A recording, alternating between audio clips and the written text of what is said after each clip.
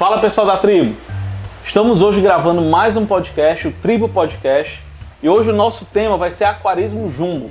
Eu estou aqui com meus amigos Rafael e Emerson Façanha e a gente vai trocar aqui uma boa ideia, né? Vamos trocar aqui um bate-papo sobre esse segmento.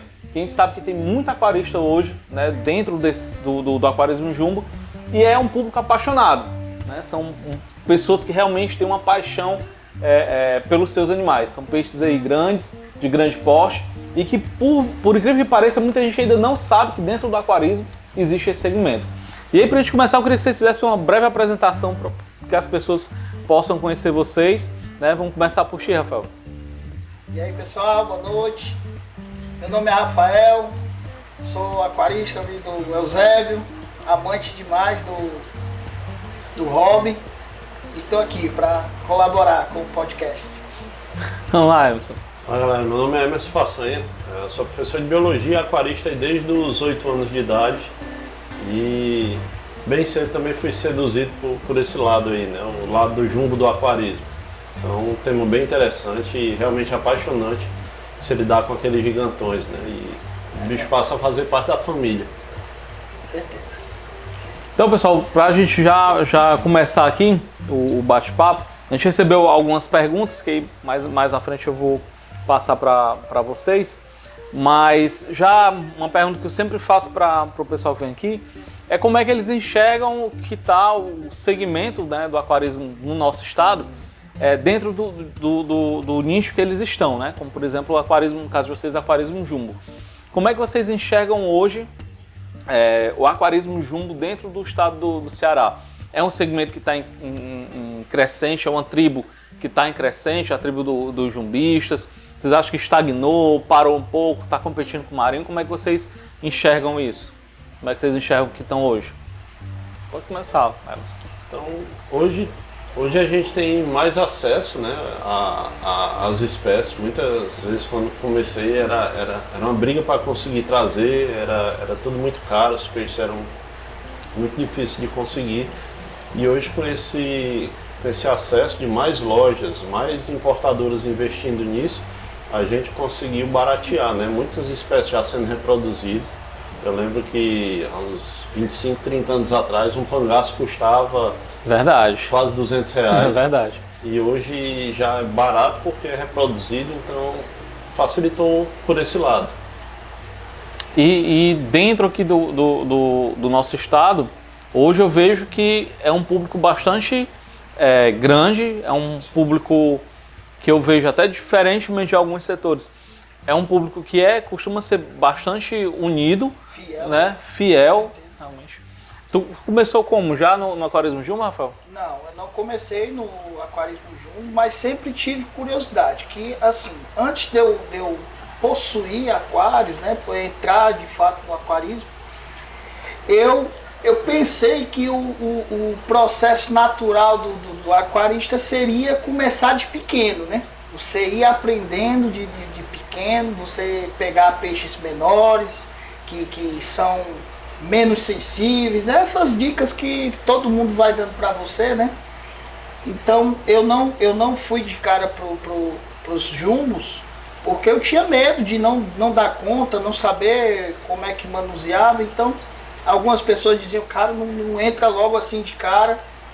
Mas hoje, já com uma certa experiência, a gente tem...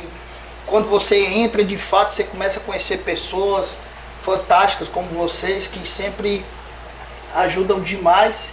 E você percebe que, na verdade, você não precisa começar de pequeno. Se você quiser ter um jumbo, você gosta de jumbo, você pode começar já com a criação de peixe jumbo. Chutando, entendeu? A porta mesmo, né? Já pode começar já criando jumbo, porque a criação do jumbo é totalmente diferente de você criar uma molinese, criar um guppy. A molinese é alimento para o jumbo, né? Exatamente. Então, assim, quando eu comecei com peixes pequenos e fui aumentando aos poucos, e isso faz com que você já tenha muitos gastos, né? Até você progredir para o que você realmente quer. Então, a dica que eu dou logo de cara com relação a isso é: se você tem o foco de ser um jumbista, comece logo investindo num equipamento e num aquário para a criação de jumbo. Essa questão da alimentação é engraçado, né? Porque você pega alguém que vem que é um aquarista comunitário, que tem aí Molinésia, Guppy, e, cara, é incrível como a gente vê, às vezes, as pessoas se chocando na loja, quando a gente coloca esses animais, que geralmente são os animais que eles têm a preço, sendo devorado ali por um cardume de Oscar, alguma coisa assim desse tipo, né? É impactante para quem cria peixe pequeno, né? Isso aí é verdade. Vê lá eles devorando, e a gente sabe que é questão de segundos, né? O pessoal às vezes vê como crueldade, mas é um ciclo natural, né? É o alimento natural, dele. Na exatamente. natureza, esses animais, eles predam esses peixes menores. Então, exatamente. Na minha criação hoje, por exemplo, eu faço um balanço, né? Eu dou ração, porque a ração é rica de muitos nutrientes, né? Dou o alimento morto e dou também o alimento vivo. Eu estimulo a origem do animal de caçar, né? E tudo. E isso é benéfico para o peixe. Então não é crueldade, é uma questão do ciclo natural, né? Como diz o Emerson. Emerson, tem nada de maldade nisso. Sim, não, tem não. Emerson, pegando essa parte um pouquinho antes de a gente entrar já nas perguntas, apesar de ter perguntas relacionadas também a isso, mas você como biólogo, estudante de veterinária, deve estar perto de se formar, já, né? Pertinho de se formar. Essa questão da alimentação dos peixes jumbos, o que tu poderia dar de dica para quem está querendo ter jumbo? Como o Rafael falou, ele faz um balanço aí e dá uma alimentação balanceada para os animais.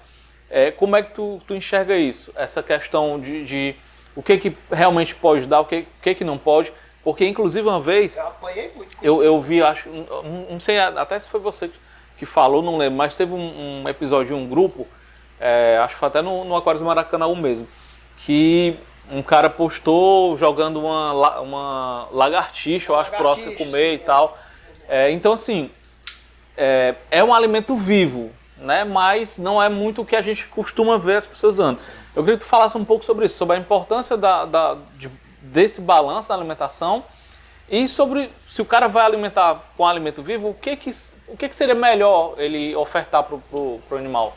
Assim, por conta da biologia, né, acaba me levando muito para isso. Então, o que eu oriento, o que eu indico, o que eu sigo? É a questão da alimentação natural do animal. O que aquele animal come na natureza? Então, eu vejo muita galera alimentar com coração de boi, com frango, filé de frango.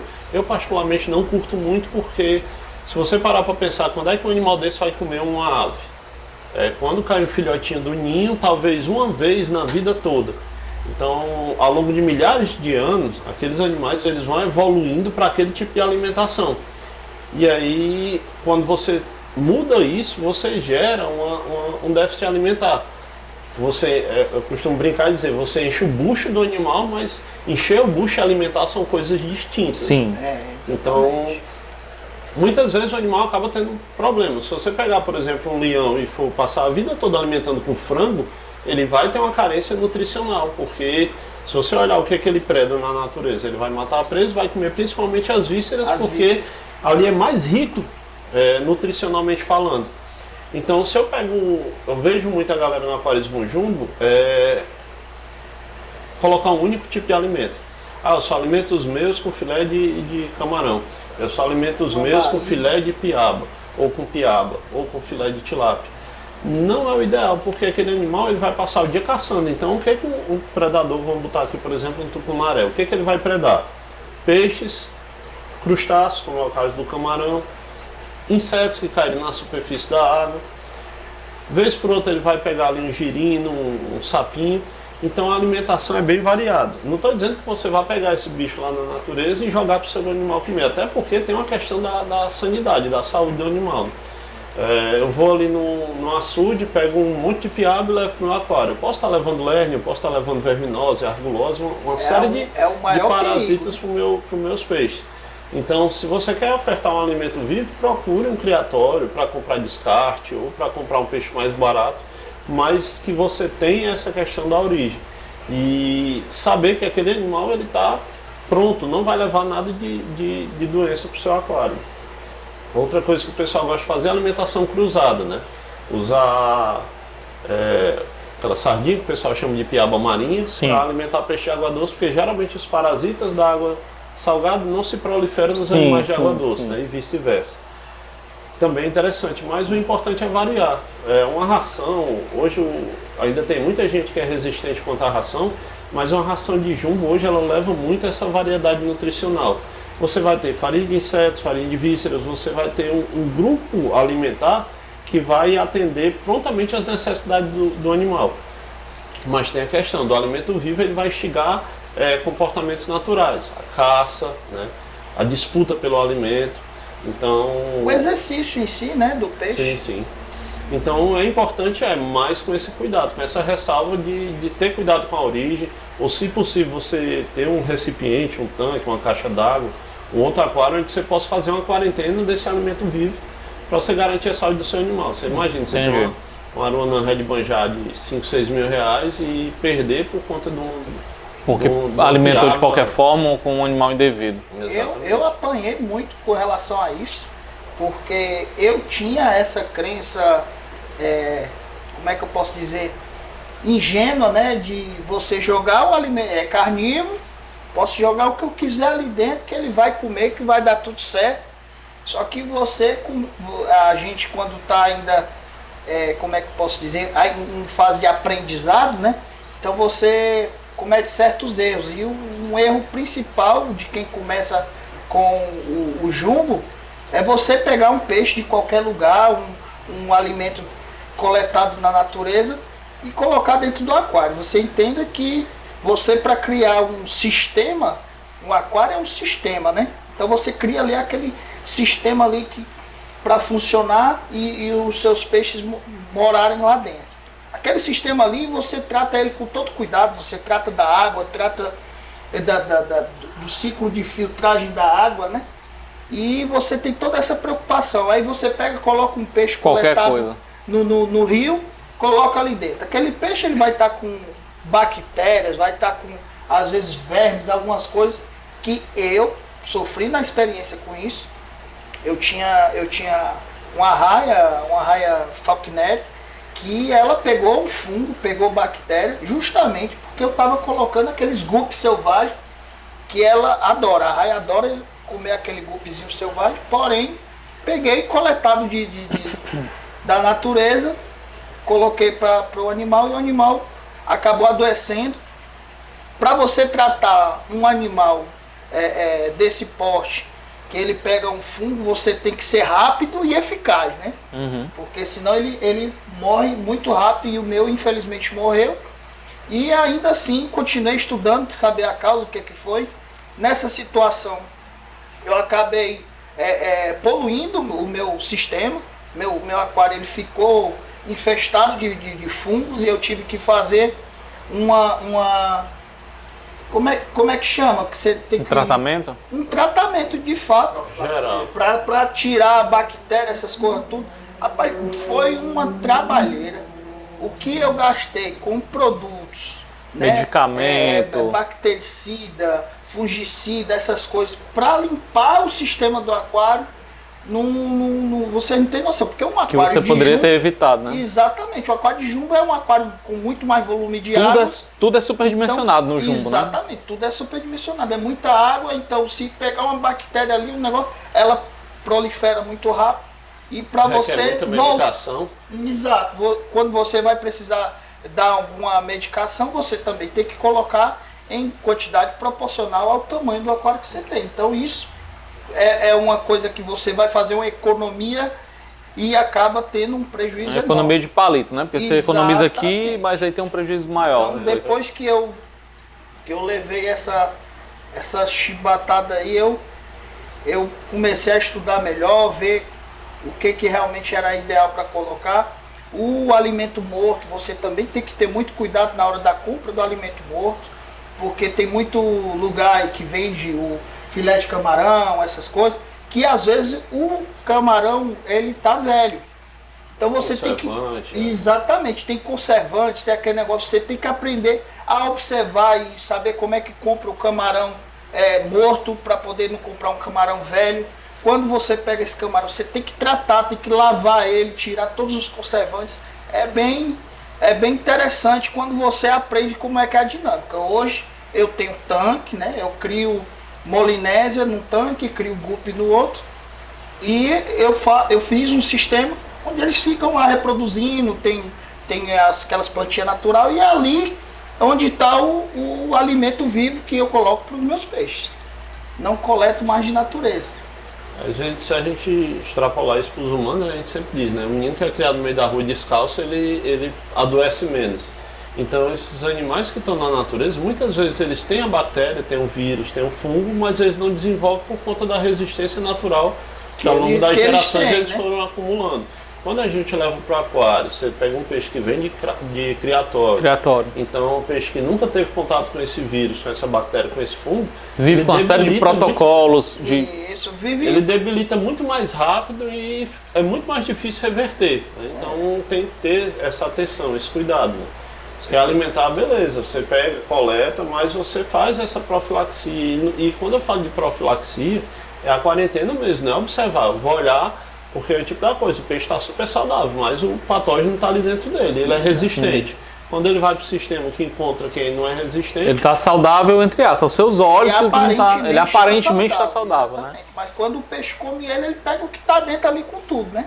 Então vem com bactéria, com fungo, com tudo. É aquele negócio que a gente veio na pandemia, tinha gente que estava contaminado e era sintomático. Sintomático, né? Eu conseguia perceber, né? Mas isso também acontece e a gente não vê. Infelizmente, quando vai ver... o desastre já instalado no sistema. Como disse, muito volume d'água, muita medicação, muito trabalho. Tudo é extremamente superdimensionado.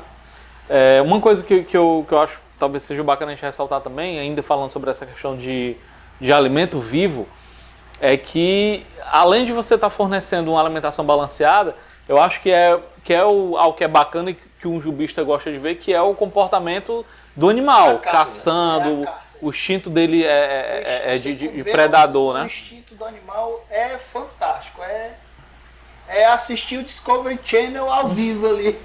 Só que ainda assim você tem que ter um certo cuidado, né? Porque realmente não é todo alimento vivo que você pode proporcionar. Não só por conta da questão de doença e tal, mas até mesmo às vezes de questão de compatibilidade também. Né? Não é todo peixe que você pode colocar. Eu lembro que em uma outra loja que eu trabalhei, a gente colocou um Flowerhorn dentro de um aquário e tinha algumas coridoras. A gente achou que estava tranquilo, que ele não ia mexer com a coridora. E poucas horas depois o Flowerhorn estava morto, porque ele tentou comer uma coridora, se engasgou e morreu. As coridoras têm toxinas também. Tem toxina também. São todas? Quase todas. Tem alguns que tem mais, outros menos. Mas assim, pra gente muitas vezes é inofensivo. Agora, pros outros peixes... Sim, pros outros animais, sim. Eu já ouvi falar. Tanto que coridora, às vezes você recebe numa loja, vê um lote lá, se uma morrer, libera toxina, você perde o lote todo. Você perde o lote todo, verdade. Isso é verdade. O pessoal tem até a história de quando vai mandar chacoalho para elas se estressarem, liberar e tal, aí despreza a água, embala de novo. Né? Tem muito disso aí. Tem um memezinho que eu acho interessante, que eu não sei se realmente descreve bem o aquarista jumbo, né? Mas eu até pelo perfil de alguns que frequentam a loja, que a gente vê por aí, que eu acho bem bacana, que tem o Clark Kent, né? O ator que interpreta o Clark Kent de terno e tal. Aí tem assim, aquarista marinho. Aí chega o Momoa por trás, assim, brincando daquele jeito dele muito louco lá da comédia, os aquarista jumbo, né? E eu vejo muito isso do perfil do jumbista, né? Que gosta realmente pegar uns animais maiores, mesmo aquela coisa do bicho bruto, digamos assim, a brutalidade mesmo do animal, né? Total. E é bem interessante isso. Ainda falando da questão da alimentação, Carlos, uma coisa interessante também sobre essa questão da carne, do frango, é o tipo de proteína que existe ali. E às vezes o trato digestório do animal, ele não está preparado para aquilo ali. Então ele não consegue digerir perfeitamente as proteínas, acaba sobrecarregando fígado e rins e aí acaba morrendo. Aí aquela máxima, né? Meu peixe estava bonzinho e morreu do nada. Do nada. Esse do nada é o somatório dessas pequenas coisas que vão ocorrendo. Então o cara diz assim, minha aruanã morreu, mas ela tinha 5 anos de aquário. Pô, a aruanã é um bicho que vive 25, 30 anos. Então ela morreu muito precoce. E alguma coisa de errado aconteceu, né? Pois é. E a galera não se liga nisso. É esse efeito acumulativo, às vezes, que a má alimentação vai fazer no seu animal. Show. Até pegando isso aí como gancho que você está falando, acho que até pode, de repente, cabe até um outro podcast sobre isso, um outro podcast, especificamente sobre esse assunto, mas pegando já a questão da veterinária, já aproveitando isso aí também. Hoje já existe alguma coisa que seja direcionada para o nosso segmento, para esse nosso hobby, dentro do que você estuda, ou ainda realmente é muito cão e gato? O forte é doméstico e os de corte, né? O principal. Infelizmente, ainda hoje por muitos veterinários, até por alguns professores, o peixe ele não é visto como um pet, né? É visto como uma peça de decoração, e a gente sabe como é verdade. Você tem um Oscar que você transforma num cachorrinho, que deixa passar a mão, que deixa pegar. Então... Ele lhe identifica, né? Sim. Você que cria, qualquer pessoa que passa ali, o peixe identifica que está passando alguém, mas quando vê o criador, o comportamento do peixe muda. Então ele lhe identifica. Eu tenho uma veia jumbista também, né? Eu posso dizer que eu sou mais do marinho, mas eu tenho uma veia jumbista. No meu caso, os animais jumbos que eu mais gosto é Oscar, o anã e a pirarara, né? São os que eu mais assim curto. E recentemente eu tinha até pouco tempo atrás eu tinha um aquário de Oscar, só tinha Oscar. E era engraçado que às vezes as pessoas não acreditavam quando eu dizia que quando eu chegava em casa, os Oscars começavam a se agitar dentro do aquário. E aí uma vez eu filmei, né? Quando eu chego em casa, minha garagem, a porta de vidro, e eu filmei, eu saindo do carro, tinha gente porque às vezes o pessoal acha que é só por conta da alimentação. Não é porque ele acha que passou alguém ali perto, mas qualquer pessoa que chegar ali, ele vai fazer isso aí. E aí tinha gente na sala, minha esposa, meu filho, estava todo mundo na sala, movimento normal. E aí quando eu desci do carro, que aí eles já conseguiam me ver, cara, começa. Tinha 8, se eu não me engano, na época. Os outros já vinham todos do mesmo canto, já ficavam tudo ali, me esperando. E quando eu chegava perto do aquário, eles realmente... eles me reconheciam ali. Eles reconhecem quem alimenta, reconhecem quem cuida. Você para de oferecer risco para ele, né? Exato. O peixe ele tem medo, não é por outra coisa. Você imagina um gigante metendo a mão dentro do seu ambiente ali, então quando ele começa a identificar que você não tem medo, não, que não vai oferecer risco para ele, na verdade ele acaba perdendo o medo, né? E acaba lhe reconhecendo. Você lembra a gente trabalhou lá, os multiscripts chegavam a subir na mão da gente para se alimentar porque perde o medo. E todo animal é assim, né? Na parte da veterinária carece muito ainda de um olhar para o aquarismo. Hoje a gente já vê isso nas rações, né? A gente já vê um cuidado, ração para cada tipo de peixe. Infelizmente ainda tem muita aquarista que acha que isso é frescura, mas não é, com base em estudos.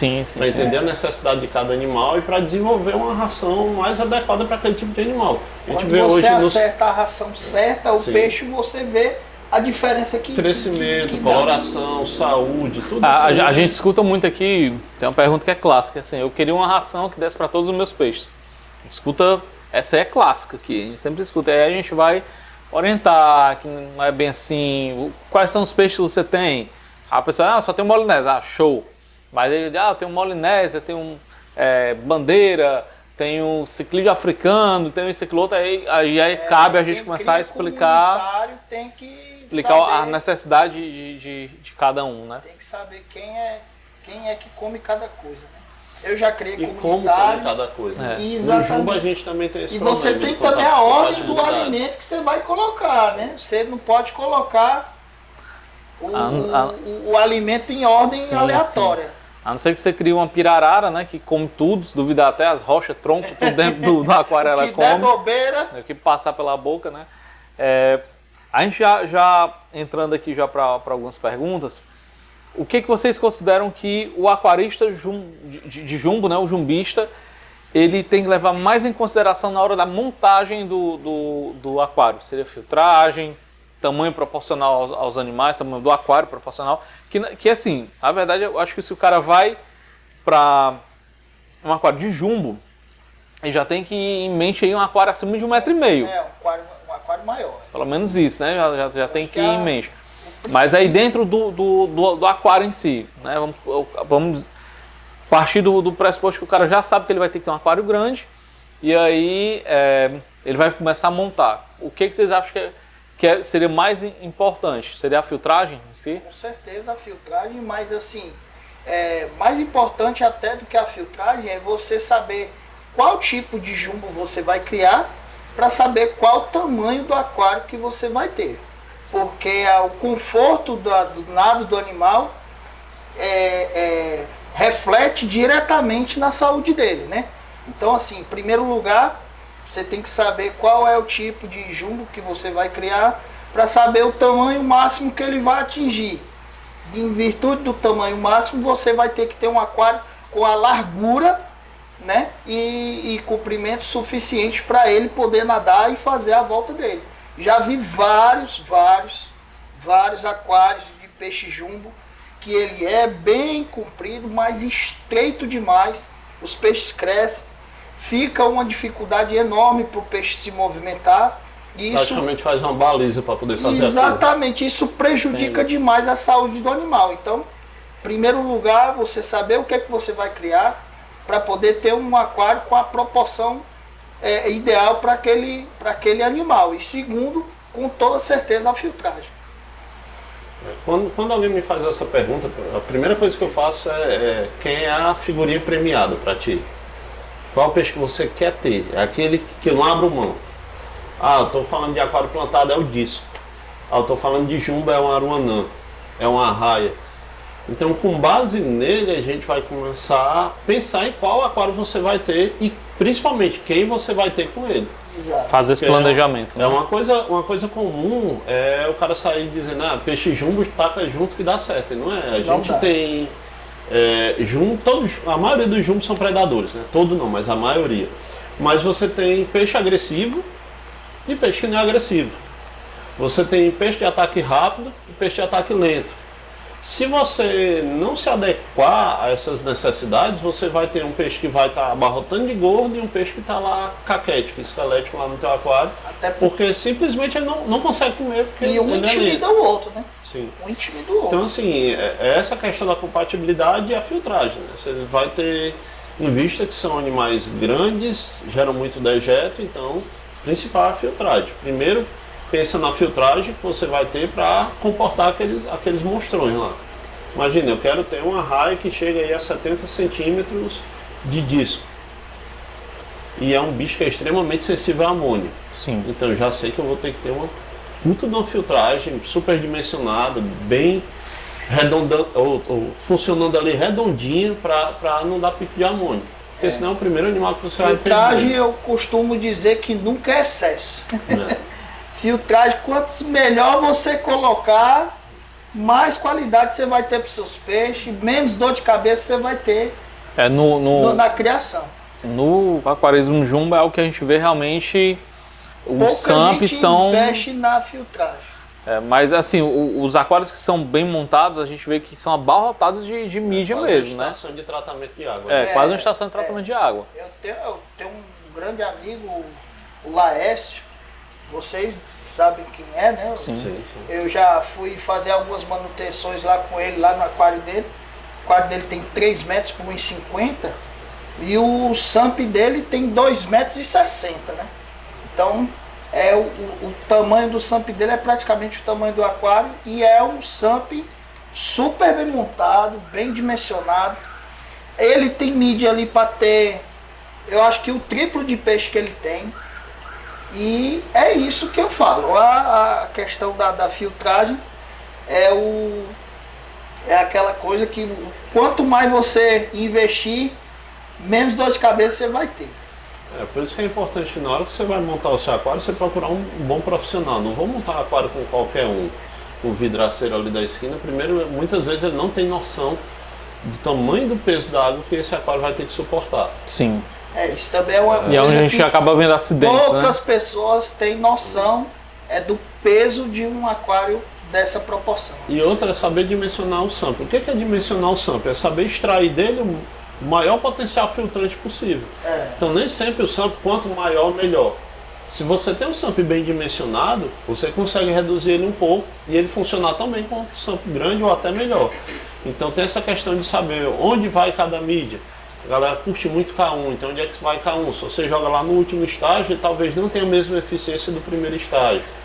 Então, a filtragem química, ela vem antes ou depois da biológica. Então você tem que dar essa estudada para você montar ele redondinho, fazendo com que o seu sistema de filtragem ele atinja o máximo potencial dele. Qual seria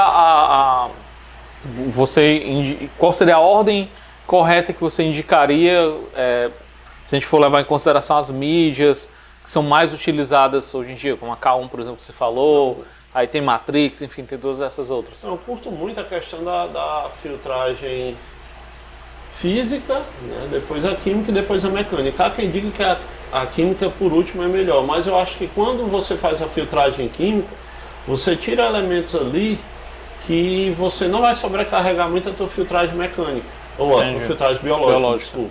Então você consegue com um SAMP menor ter um melhor aproveitamento. A K1, qual é o princípio da K1? Ela ficar girando ali e renovando a mídia. Então me diga uma coisa, se eu tenho uma K1 aqui no primeiro estágio e tenho uma bateria de mídias estáticas aqui no segundo estágio, aquelas bactérias que vão se desprendendo daqui vão para onde? Geralmente vão se instalar nessas mídias. Então tu tem uma maior colonização. Se tu bota ela lá no último estágio, ela vai cair para o sistema, né? Aí você vai ter aquele vidro formando o biofilme, né? Aquelas pedras com aquela aparência de sujo, justamente por conta desse excesso de biofilme. Então o ideal é no primeiro estágio justamente para isso, ela ajudar na colonização das outras, tendo em vista que é uma mídia que é mais demorada a colonização inicial. Então se eu monto um SAMP só com K1, ela não vai estabilizar na mesma velocidade das outras por conta dessa renovação. Então o mix entre K1 e mídias estáticas, ele é muito benéfico. Entendi. Antigamente existiam pouquíssimas, na verdade, opções de mídias, né? Se a gente for falar de uns 10 anos atrás. Sim. Hoje em dia já está muito diversificado. Uma diversificação enorme. Tem muitos tipos de mídias. Mas, por exemplo, se a gente for pegar essas que são de tecnologia nanoblock, da Oceantec, essas nanos aí, vocês acham que ela já meio que poderia substituir realmente algumas outras mídias? Por exemplo, ao invés de eu ter, obviamente estou falando de proporções aqui só para exemplificar, não que elas seriam realmente essa proporção. Mas, um exemplo, ao invés de eu ter 1 kg de Matrix e ter apenas 2 barrinhas de nanoblock, vocês acham que é bacana isso daí? Ou realmente é melhor você diversificar na quantidade e na variedade de mídias também? Eu particularmente curto muito essa tecnologia das nano, né? Nanoring, nanoblocks, porque ela tem uma fluidez de água melhor. Imagina aqui, vou usar aqui por exemplo. Tenho aqui esse pote de salgadinhos. Se eu tivesse salgadinhos muito menores, o ar ele ia passar com mais dificuldade, porque eles iam preencher mais os espaços. Se eu olhar aqui, entre um salgadinho e outro, eu consigo ver o fundo. Então aqui seria um veio de água mais fácil. Então essa tecnologia nano, ela faz com que a água flua mais fácil pela mídia. E fazendo isso, qual é a vantagem? A vantagem é que eu vou ter colonização de bactéria por fora e por todo o interior da mídia. A água vai fluir levando oxigênio, então as bactérias que precisam dessa oxigenação, elas vão colonizar toda a mídia. Então eu vou ter uma quantidade de bactéria muito maior nela do que numa mídia menos porosa. Entendi. Show de bola. Eu por experiência, eu gosto do mix. Eu gosto do mix. A minha montagem do meu SAMP é muito parecida com a que o Emerson indicou, né? Eu faço a primeira filtragem, a primeira parte da filtragem do meu SAMP, eu faço a filtragem mecânica, depois vem a K1, depois vem as mídias estacionárias, né? E essas mídias eu faço sempre uma mistura. Eu coloco as nano, eu coloco na parte que tem uma melhor correnteza da parte do SAMP, e as Bioglass, Matrix, eu já deixo na parte mais superior. E no fim, um pouco mais para frente eu coloco as nanoblock, entendeu? E lá no final, antes de pegar a subida de novo, eu faço uma outra filtragem mecânica também, entendeu? E lá no final também tem a parte da química com o carvão, né? Eu uso carvão e uso o ozônio também. Ah, tu usa ozônio? Eu uso ozônio também. Hoje eu faço uso de ozônio. O UV é algo que você costuma ver bastante nos aquários, tanto marinho como de jumbo, né? Já o ozônio eu não costumo ver tanto o jumbista utilizando, eu vejo muito no marinho. Jumbista O ozônio para aquário jumbo, ele é muito benéfico, mas você tem que ter também tem que saber usar. Cuidado, tem que saber usar. Não é qualquer pessoa que vai conseguir fazer um ajuste bom de ozônio, né? E qualquer erro você pode comprometer a saúde do peixe, né? Graças a Deus, com a parte de ozônio, eu comprei, estudei muito mesmo, vi muito vídeo, vi muito review, muito aquaristas profissionais aí fazendo instalação e vendo aquele feedback depois de dias, né? Como é que estava comportando cada padrão de uso de ozônio para depois instalar. Porque eu tinha muito medo de perder meus peixes, então eu tive muita cautela para começar a usar, e quando eu comecei a usar eu já estava um pouco mais à vontade com o tema. Mas a parte do ozônio é uma parte que eu, até quando vou conversar com algumas pessoas que estão já no aquarismo há um bom tempo, eu digo, ó, tem que ter muita cautela, porque o ozônio ele é como se fosse um remédio muito bom, mas o excesso dele passa a ser um veneno muito poderoso. Então, assim, tem uma linha tênue entre ele não surtir efeito, ou seja, não servir para nada e matar todo mundo. Isso. Então tem que ter esse cuidado. É hoje, muito sensível você falando do Laes, né, estava parte. até falando da questão do medidor de ORP, que ele colocou, que muitas vezes a galera não entende a importância, que ele vai medir o potencial redox. Então ele vai dizer se o ozônio está sendo eficiente ou deficiente.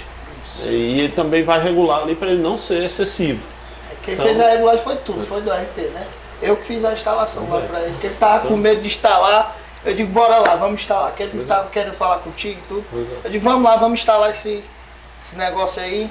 E pouca gente aqui, na verdade, usa, né? O RP, sim, pouca gente. O ozônio e o Laes, ele usa o RP, o ozônio e também usa o V junto. O V, né? Entendeu? A questão da filtragem, especificamente, né, é o que é muito extenso, né? Se a gente for debater, a gente vai passar até 3 horas aqui debatendo. Mas principalmente no jumbo, realmente é algo muito importante por conta do volume realmente dos aquários. A filtragem no jumbo é E ainda falando um pouco sobre filtragem, não sei se vocês já chegaram a ver, mas eu vi, acho que está com uns 15 dias mais ou menos, que tem uma empresa estudando, já está já foi desenvolvido, já está em teste skimmer para aquário jumbo.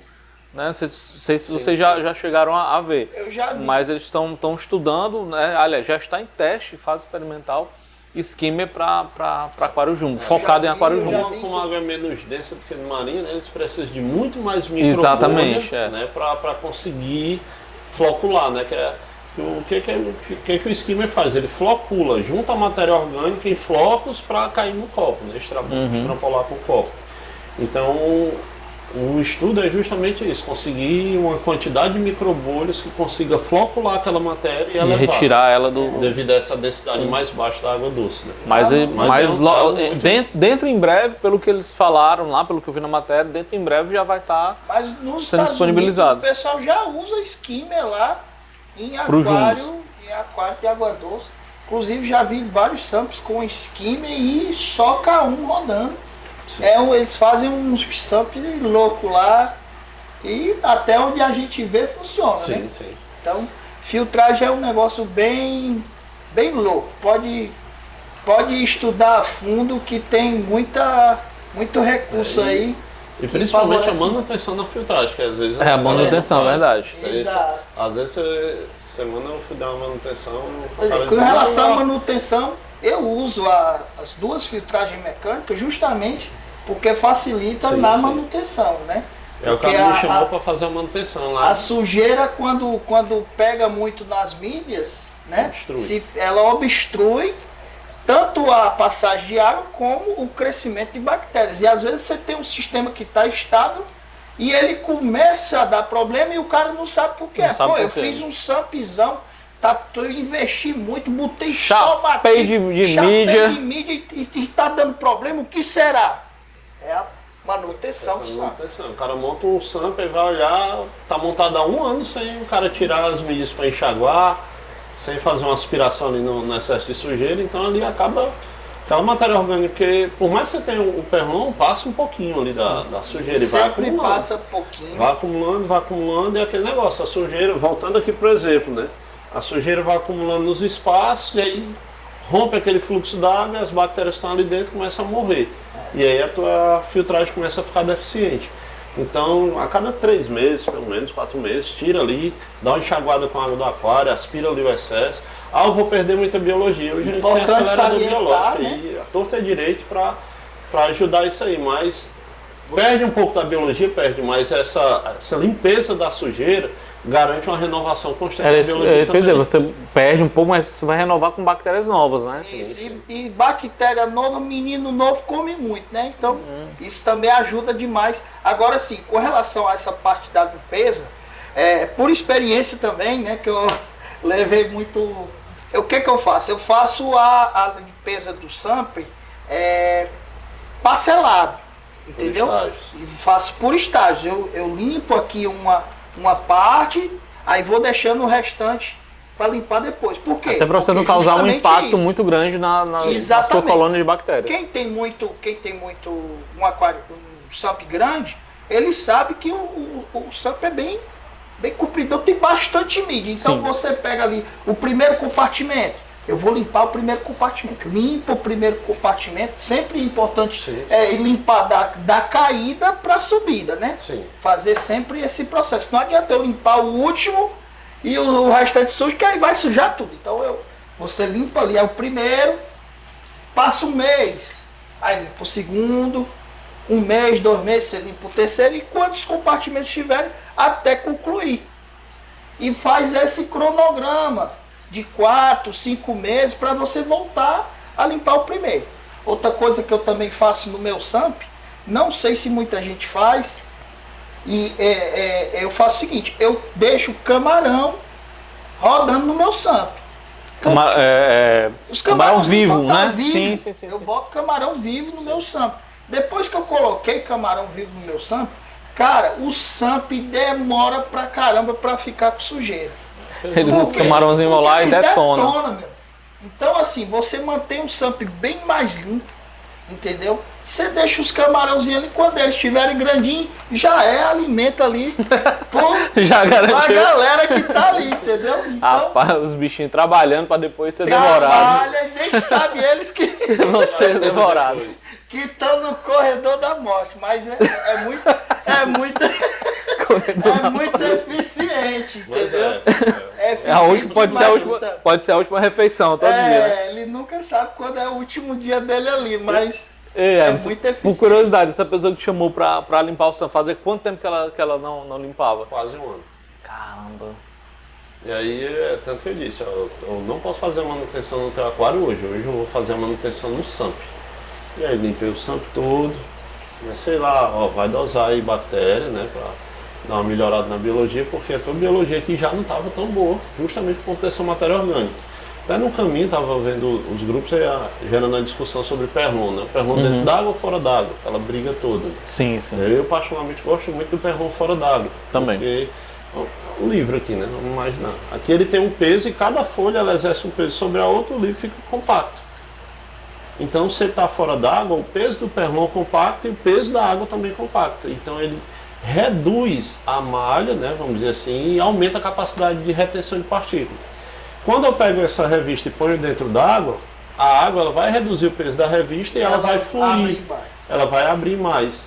Então, mais sujeira vai conseguir passar, ele não vai ter um potencial de retenção tão grande. Sem contar que essa sujeira dentro d'água ela vai começar a se dissolver e acaba voltando tudo aquilo que você queria tirar para o sistema de uma maneira pior, que você não vê, dissolvido.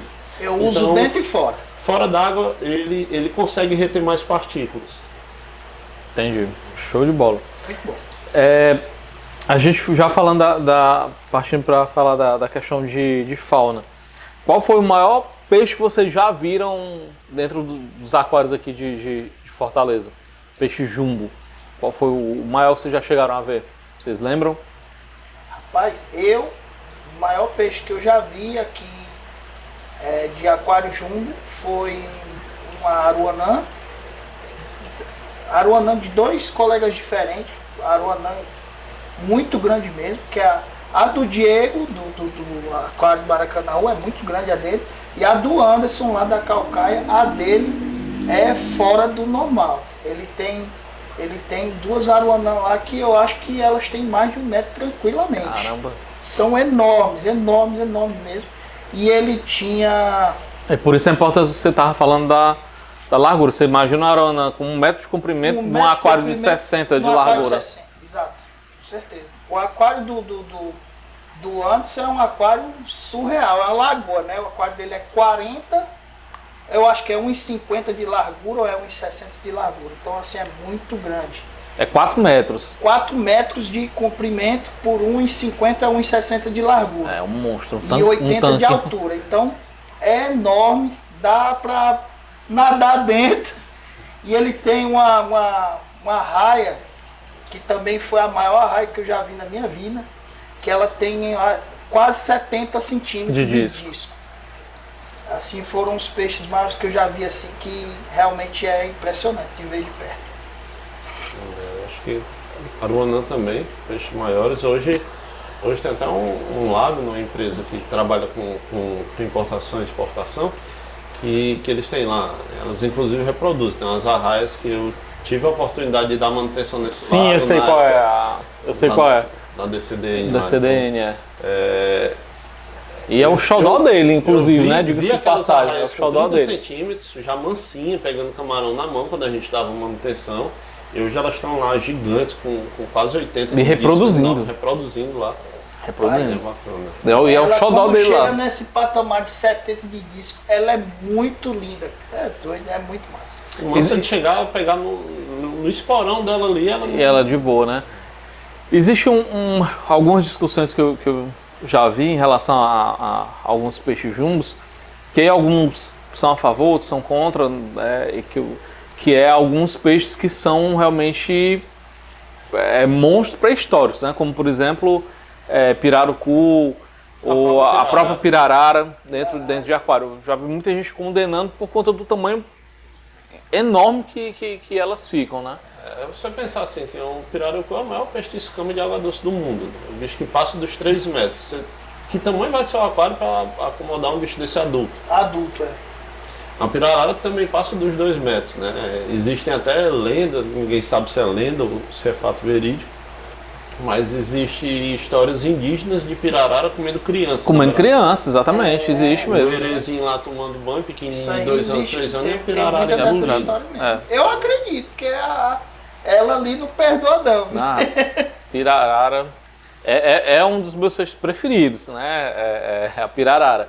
Como eu falei, o Oscar, o Nan e a pirarara. E eu vim descobrir esse apetite voraz dela da pior maneira possível. Logo quando eu estava começando o aquarismo, aí, que é o que muita aquarista faz, quando está começando, aí começa a ter tudo. Eu tinha um aquário só de camarão, um aquário só de guppy, um só marinho, só aquilo outro. Aí fui pro jumbo e aí fui com os Oscar. Aí comecei comprando Oscar.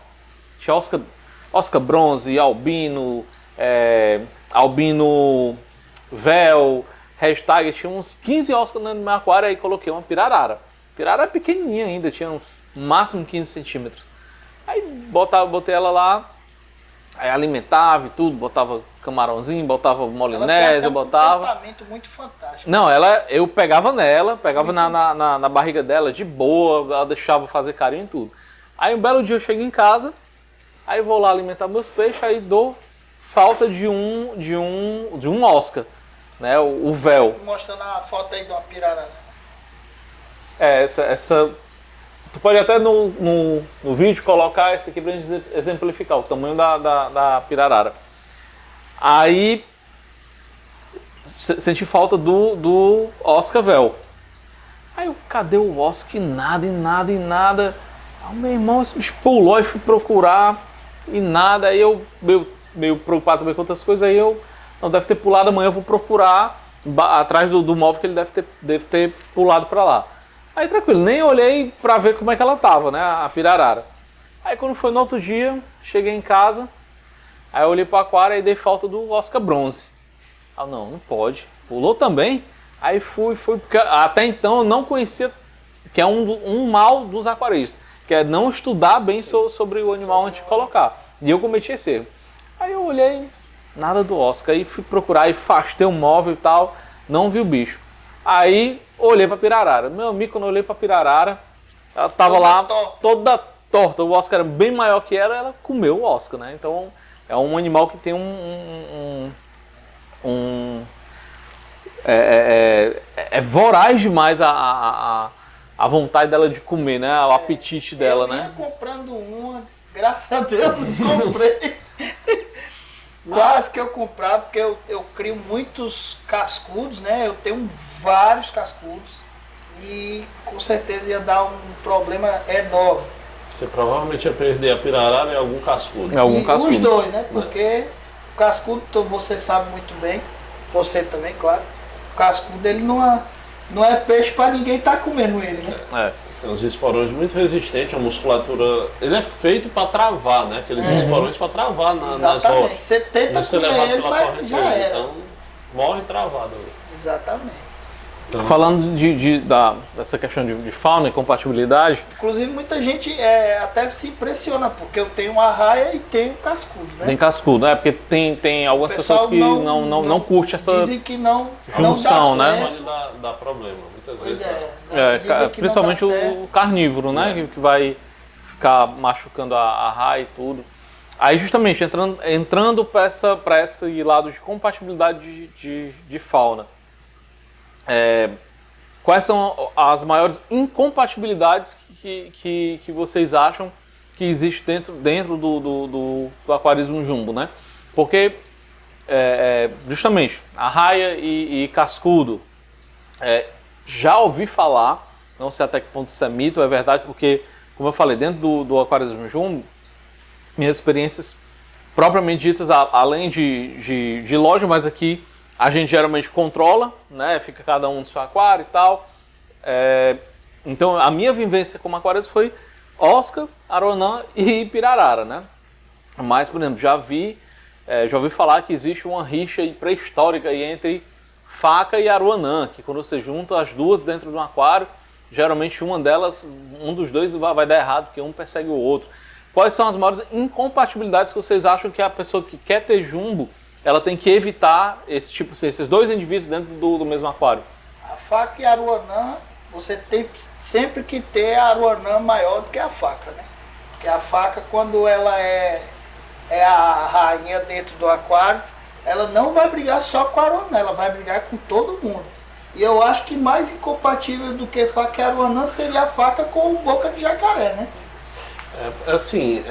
O interessante é você pesquisar um pouco sobre o peixe. Como eu disse, existem os peixes que são agressivos e são só predadores. O faca, ele é um peixe agressivo, ele é um peixe que defende o território. Só abrindo parênteses que o pessoal confunde o fato do peixe ser agressivo com o peixe ser predador, né? Mas eu sempre vi você batendo muito nessa tecla. Território. O animal, ele defende o espaço para ele e ele briga por isso. O predador, ele come quem cabe na boca, e se não comer na boca, tá de boa. Um exemplo disso é a boca de jacaré. Boca de jacaré, se você tiver um peixe um pouquinho maior do que a boca dele, ele não vai mexer, não vai bater, não vai... Mas o faca não, o faca ele defende o território, ele briga. Então ele tem uma agressividade. Aí, geralmente os aquários não são muito profundos. Então você tem um peixe de meia água para baixo, que é o faca, e você tem um aroanã, que é um peixe mais de superfície. E aí o que acontece? O faquinha vai lá para brigar com o aroanã, ele vai por baixo da mordidinha, o aroanã pula do aquário, né? Então você perde muito por isso também. Então tem que ter esse cuidado. Outra coisa que eu vejo muito é o pessoal colocar peixe de emboscada, que é peixe lento, de ataque lento, com peixe de ataque rápido. Você tem tucunaré no aquário, O bicho é uma bala. Bateu o alimento, ele é muito rápido. É ligeiro. E você tem um boca de jacaré. O boca de jacaré ele não é um peixe rápido, ele é um peixe de emboscada. Como assim? Pra você ter ideia, as escamas do tucunaré, elas reduzem o atrito com a água, fazem o peixe ficar mais lento. As escamas do peixe-faca, elas reduzem a vibração emitida pelo animal. Então, como é que um peixe-faca se alimenta? Ele vai ali lentinho, fingindo que é um tronquinho ali, como quem não quer nada.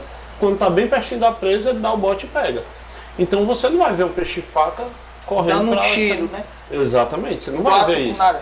Então você tem um peixe-faca lá, você põe o tucunaré, na hora que você alimentar o tucunaré, os tucunarés vão comer, Oscar vão comer e o lepisósteo lá, o boca de jacaré, vai passar fome. O atraque também, né? Sim. Aquele atraque ele não é bom estar com quase ninguém.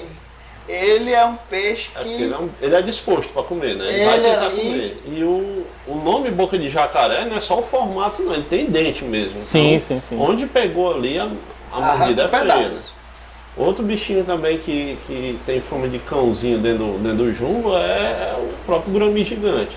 Gurami, sim. E é um bicho peixe lindo, massa, né? Lindo, mas é aquele negócio. No Briguento. dia que ele endoida, ele mata a fauna toda. Se você ver a boca, a dentição dele, parece ali um tubarão, tem um bocado de fileira de dente.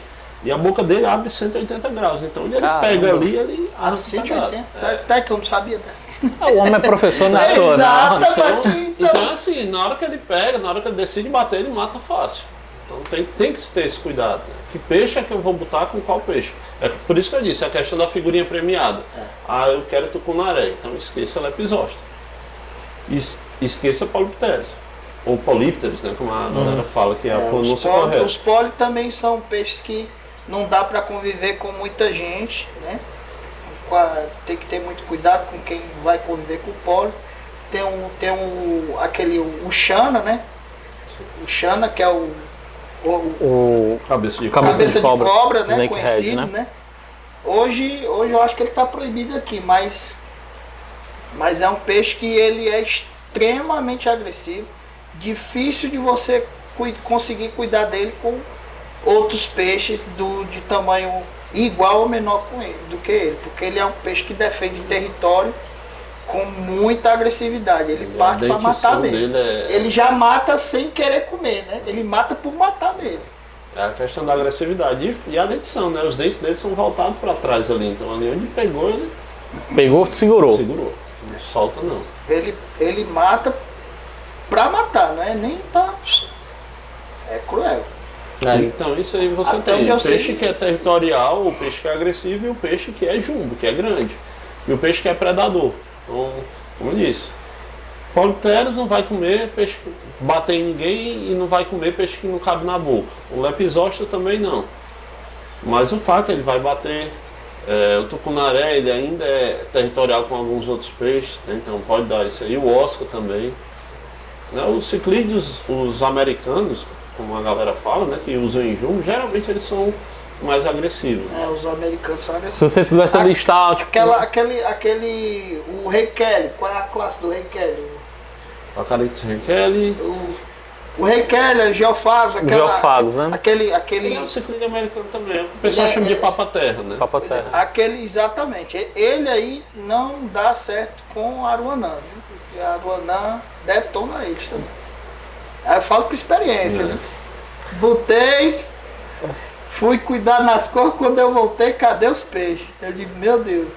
Se você. A E de tamanho pirarara, bem considerável. Mas assim, minha Aruanã é bem grande. a pirarara, a questão dela é que. Aí lá vai de novo pra biologia, né? A questão evolutiva. Onde é que vive a pirarara? No fundo de um rio. Geralmente rio barrento, lamacento e escuro. Sim. Então um peixe que a visão É ruim, é né? horrível. E aqueles barbilhões lá, aquilo ali não é modinha não, né? Ali se evoluiu Funcional, justamente né? pra bateu em alguma coisa ali que dá, a gente come. Então eu não sei quando é que eu vou conseguir comer de novo. Então bateu é comida. E isso é instintivo de todo bagre, não só a aru não. Se você pegar um jaú, ele faz isso. Se você pegar caxapira, caixara, pintado, todos eles fazem isso. Só que a aruanã é um bagre cabeçudo, tem a boca Já maior, também é mais bem larga. agressivo, né? Então, quem comer na boca vai botar para dentro e quem não couber, ela vai dar um jeito de colocar, porque eles ainda têm a questão do estômago ser dilatado, né? Se você pegar, por exemplo, aquele gulper fish, é impressionante você ver os vídeos do animal comendo um peixe maior do que ele, é verdade. E ele engole vivo inteiro. Engole, você vê o o peixe bicho mexendo fica ali. nadando todo torto. É Então impressionante. já pescaram aruanã de abrir, o bicho tem ali uma tartaruga da Amazônia sendo digerida ali dentro. Então é um animal, como eu disse, ele não sabe quando vai comer, a comida é escassa, então bateu ali a comida. É o instinto natural do animal, ele evoluiu para aquilo ali. Então não tem como você ir contra aquilo. Se vocês pudessem listar, tipo assim, quais seriam os 5 peixes jumbos mais agressivos que vocês conhecem? Top 5 aí dos 5 mais agressivos. Quais vocês colocariam? Xana. Snakehead. Snakehead, aí você tem os gurumi. Gurami. Geralmente são duas alegrias, né? Uma quando você compra e bota no aquário e outra quando você tira. Quando você tira. Ele fez o destroço, né? O fly. Não, o Flowerhorn eu nem colocaria muito, porque o Flowerhorn não é tão jumbo, né? Um peixe que não cresce tanto. A galera às vezes tenta colocar, mas também é bem agressivo. Outro bichinho que também é bem ruinzinho, que não é jumbo, mas a galera gosta de criar junto, é aquele zebrinha. Aquilo é... Zebrinha. Ave Maria, aquilo ali é armário. A resposta que já teve geralmente é essa, né? Ave Maria, eu lembrei agora que eu tive um episódio, viu? Minha amiga Ednei, quando você vê esse vídeo, viu? Peguei o Ednei, me liga. Ei, cara, eu tenho aqui um zebrinha aqui, um peixe massa aqui pra ti, ó. Eu digo, rapaz, porque aí bufo bateu já a foto. Rapaz, que peixe bonito, né? Aí, jumbista iniciante, caiu no conto. No conto da zebrinha, meu.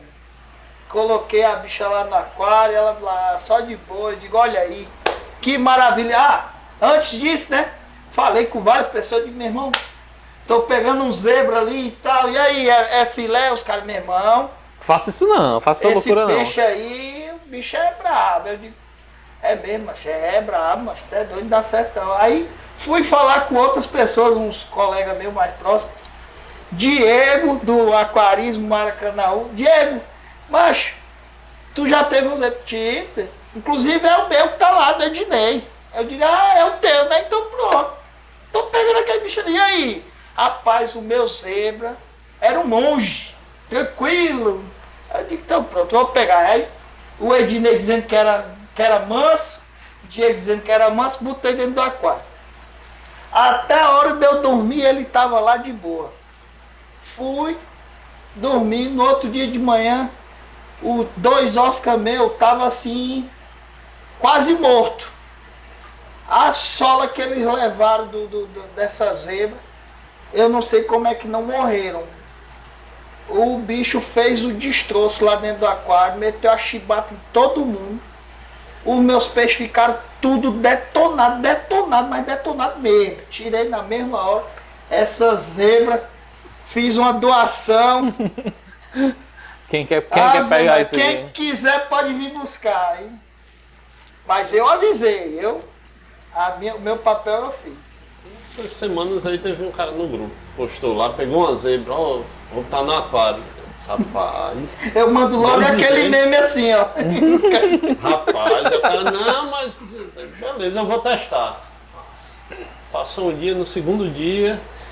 Rapaz, meu Oscar amanheceu desse jeito, ele todo tirado. Caramba. Pele mesmo, ele arranca a escama e a pele, né? É nesse nível mesmo? Nesse nível esse aí. eu nunca tive, não. O cara disse, Meu Oscar vocês ficou acham todo que branco foi? do Ele disse, lado. qual foi o último peixe que tu colocou? Adivinha, que todo mundo falou? Não, mas será que foi ele? Ela tá aqui tão quietinha. Aí quando foi no outro dia, outro peixe bateado. Aí ele tirou, quando ele tirou, acabou a mortalidade, acabou. É cruel. Aí, É um ela peixe ali, bem agressivo. eu acho que ela é a top 2, viu? O zebra só pede pra snakehead mesmo. Aí tem um faca, né, que tu falou. Faca, se ele for dominante no aquário, ele vai ser bem agressivo, né? E não é toda aruanã que é assim, certo? Mas a aruanã, ela tem umas que que são bem agressivas. Eu já tive a prata, né? É porque além do comportamento E tem a banana. A minha- personalidade do animal também, né? Exato. Tem uma que é muito legal de se criar, né? Para não dizer o contrário, que é a Jardine, né? Que o pessoal chama de aruana australiana. Essa Sim. tinha uma aqui um tempo atrás que ela rodou em quase toda a aquário jumbista de Fortaleza. De Fortaleza. Onde ela entrava, ela Persona fazia o não terror, grata né? já. Eu tive Então três quando o pessoal pratas. disse, eu estou vendendo uma aruanã australiana lá, a Jardine, negado. Vixe, eu já tive esse bicho aqui. Não quero não. Bem conhecida ela. Pois é, batida. as pratas eu tive duas que eram assim, tranquilíssimas, nunca encrencaram com ninguém. E uma que queria matar todo mundo, mas aí até chegar a banana. Quando a banana chegou, ela realmente matou essa outra prata.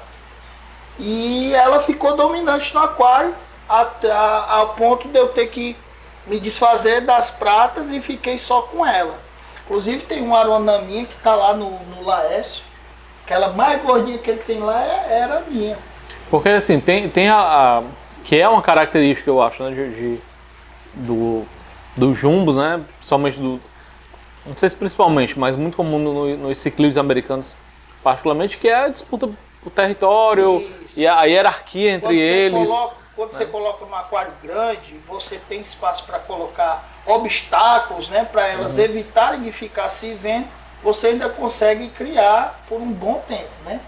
Vai chegar é um algo momento que eu escuto muito que elas vão aqui. brigar por território. Alguns aquaristas falar, eu mesmo lá em casa já usei isso, né? Que é quando eu ia inserindo os Oscars, né? E aí ia colocando o Oscar, aí o último que chegava geralmente leva um monte de sola dos que já estavam lá. Aí minha esposa disse, rapaz, tá apanhando. Eu, não, tenha calma que já eles estão tudo de boa. E realmente passava 2 dias, tava todo mundo numa boa, todo mundo nadando junto, tranquilo, até formar casal, né? E quando forma casal, aí começava de novo casal, o destroço, né?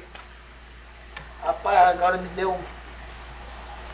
Eu vendi até pro Maço da Aquarius. Putz, me deu um brancão agora do nome do peixe. Tá, já lembro. Um ciclídeo também. Que tem o green, o ciclídeo. O Green Terror? É o. Como é? O Green Terror? Não. Tem o green, tem um gold, tem o red spot, como é o nome? Não, o Severo. Severo. Severo, quando forma casal. Pois é, que eu acho que é uma característica dos ciclídeos, né? Ele também bota o terror. Eu tinha 2, tinha um green, tinha um gold e formaram o casal. Eles eram bem menores do que os Oscars, menores que a Aruanã, menor que todo mundo. Ele botava o terror lá dentro para todo mundo, é impressionante. Aí eu vendi o casal pro Márcio, porque não dava para eles ficarem lá dentro mais. Eles estavam começando a ficar desovando direto. E minha amiga, quem chegava perto da área de desova, quando chegava perto ali, era pressão, viu? Rapaz, tu falou do Márcio aí, um abração pro meu amigo Márcio, da Colírios. Eu vou contar uma historinha dele aqui. Tem muito jumbista, né? Nessa época, frequentava muita loja dele, e aí acabei conhecendo alguns jumbistas. E pra quem conhece, Márcio é brincalhão pra caramba, sim. Né? Muito, muito brincalhão mesmo e tal. E aí tinha um cliente dele, eu esqueci o nome agora, mas o cara tinha comprado 2 papagaios. Sim. Um papagaio e os 2 papagaios, a fêmea desova, mas o macho não fecunda, né? É estéreo. E aí esse cara comprou, acho que foi 3 ou foi 4 papagaios, e aí eles acabaram formando um casal. E aí formaram um casal, a fêmea desovou, e aí esse cara chegou lá, era um sábado, a gente estava lá, e o cara chegou e falou assim, cara, meu papagaio desovaram. Desovaram, a fêmea botou um monte de ovos e tal, não sei o que. Aí o Márcio, brincando, pegou e falou assim, rapaz, pois separa logo aí que quando nascer o filhote eu compro tudinho. Só que aí o Márcio esqueceu de dizer que era brincadeira. Aí o cara comprou um aquário, meu irmão, comprou aquário, botou tudo lá, aí botou os 2 lá. E aí, Márcio desovou, mas não nasceu nada. Márcio desovou, mas não nasceu nada. E o Márcio sem entender, porque ele nem lembrava mais do que ele tinha dito. Aí quando foi um dia, o cara tava lá e chegou pra gente, mostrou o que era, aí foi que a gente falou, não, mas isso aqui não vai dar certo não, e tal, isso, aquilo, outro.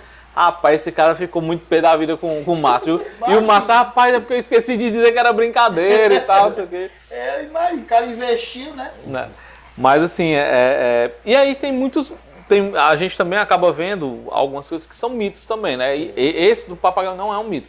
Mas existem muitos mitos também dentro do aquarismo, né? A gente até gravou um vídeo falando sobre essa questão dos mitos, como por exemplo, o cascudo, né? Muita gente ainda acha que o cascudo come fezes e sujeira, e não é, né? A gente sabe bem disso. E eu vejo que muito aquarista jumbo, ele gosta também de cascudo. Tem aquaristas que tem paixão mesmo por cascudo. Sim. Em ter vários tipos de cascudo diferentes. O William, o Júlio César. Que gostam mesmo de cascudos diferentes. Os cascudeiros vão Eles são exatamente. profissionais dos Agora, cascudos. uma coisa que, por exemplo, eu particularmente fiquei surpreso quando eu vi, eu não achei que isso acontecia entre os cascudos. Foram dois cascudos, foram dois não, aliás, na verdade, foram vários cascudos. Era o L95, eu acho, que é o Pedra. É o Pedra ele? Acho que é, não lembro agora. Mas é o L95, um que é meio laranja, né? Cinzentinho com laranja. E aí eles eram já grandões assim. Acho que o Emerson lembra isso aí lá na Império. Eles grandões, e aí meu amigo, ficaram todos dentro do aquário. Cara, começou uma peia, mesmo briga entre eles, que eu não sabia que eles tinham aquele grau de agressividade entre eles. Eles brigam. Era uma briga, era cada chibatada que um dava no outro. Né? Cada um tem o seu território. Brigam demais. Se você não tiver... tem alguns amigos que são realmente profissionais, Raul, tem o Rafael, tem o Júlio, tem o Anderson também. O Anderson, ele cria muito cascudo. Você tem que ter... Eu tenho vários cascudos. Para você ter uma diversidade de cascudos, você tem que ter toca para todo mundo. Se não tiver, às vezes, com toca para todo mundo, eles ainda brigam. Quando um se engraça com a toca do outro, eles cismam tirar o outro. Mas você tem que ter toca para todo mundo. Aí você consegue ter uma zona pacificada, assim, né?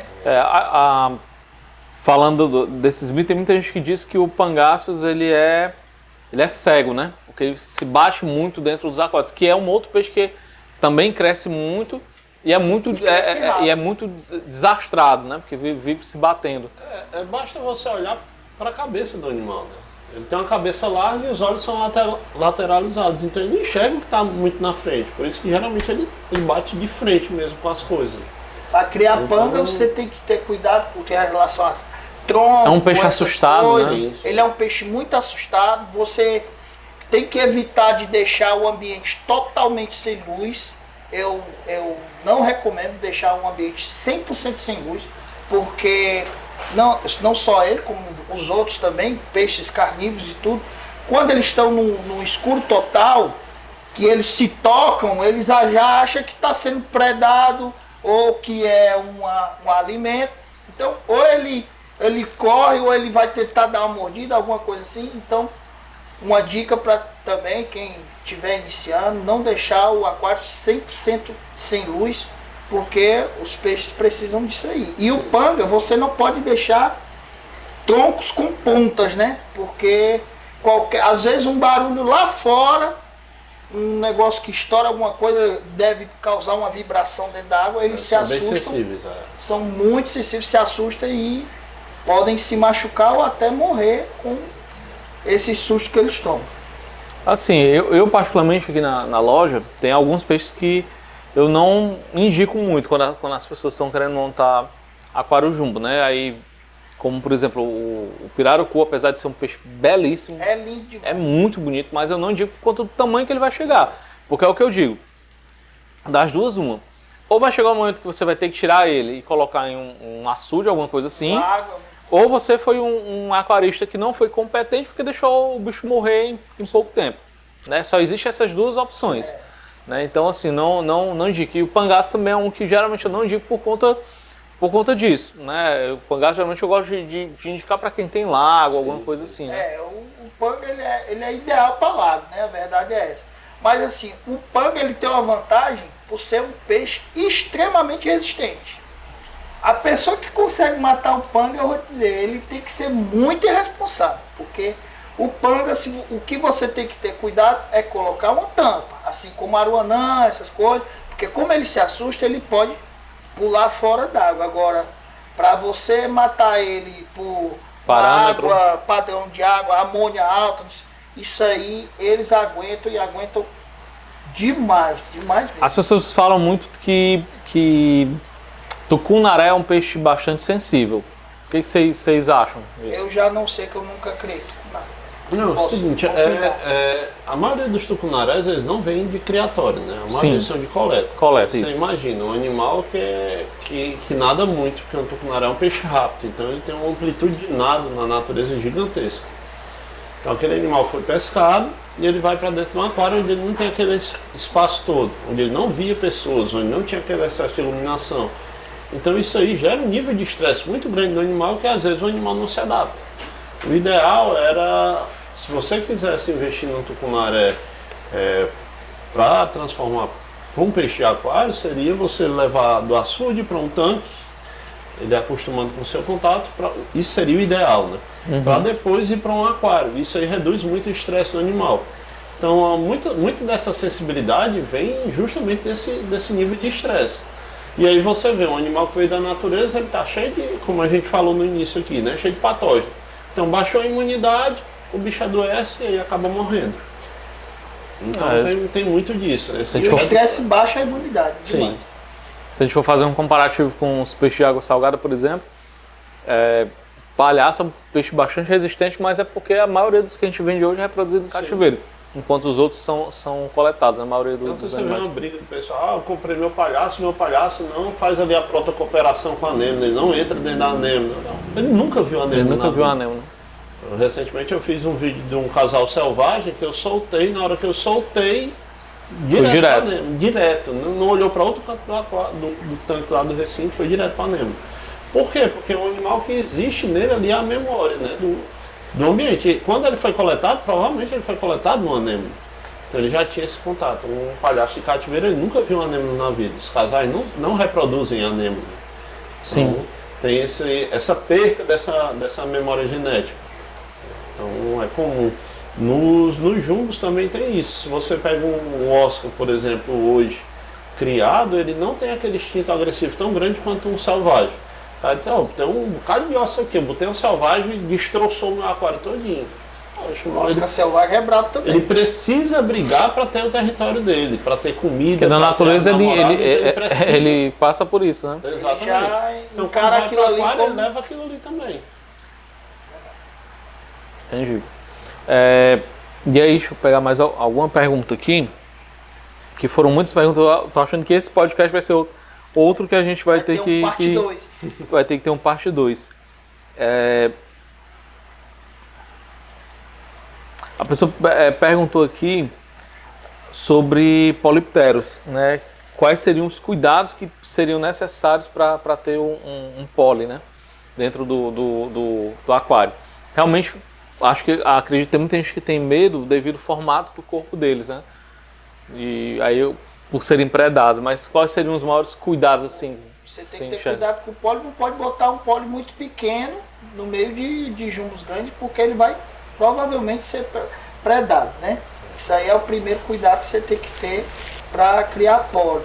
E eu acho que o mais importante é você ter cuidado com relação ao tamanho do aquário. Poli, ele não admite estar em um aquário muito profundo. Se você tem um aquário que ele tem uma altura muito grande, você vai prejudicar um pouco a saúde dele. A altura? Isso, a altura. A poli, Esse é um peixe pulmonar, né? Então ele sobe é um ali pra peixe respirar pulmonar, também. exatamente. Ele é um peixe pulmonar, então ele tem que subir lá em cima para respirar. Então, se você tem um aquário com comunitário jumbo, que tem muitos predadores, ele já vai ficar intimidado de subir. Então, ele vai subir já nos finalmente, por assim dizer. Então, se você tiver um aquário que ele tiver uma altura muito grande e tiver muito peixe que vai intimidar ele, você pode perder o poli simplesmente por isso, só pela altura do aquário. A questão da alimentação, é um bicho que não tem costume de estar procurando alimento na superfície, é um bicho que se alimenta no fundo, então precisa de uma ração de fundo ou de a ração alimento dele que é de fundo, peixe chegue lá no que chega fundo. até ele, né? Isso. Então, se você tem peixe muito rápido, você joga ali o camarão, talvez não chegue lá embaixo para ele, então ele acaba passando fome. Né? A parte que a gente conversou no começo, né? Você tem que saber alimentar os peixes na ordem correta para que todos tenham acesso à comida.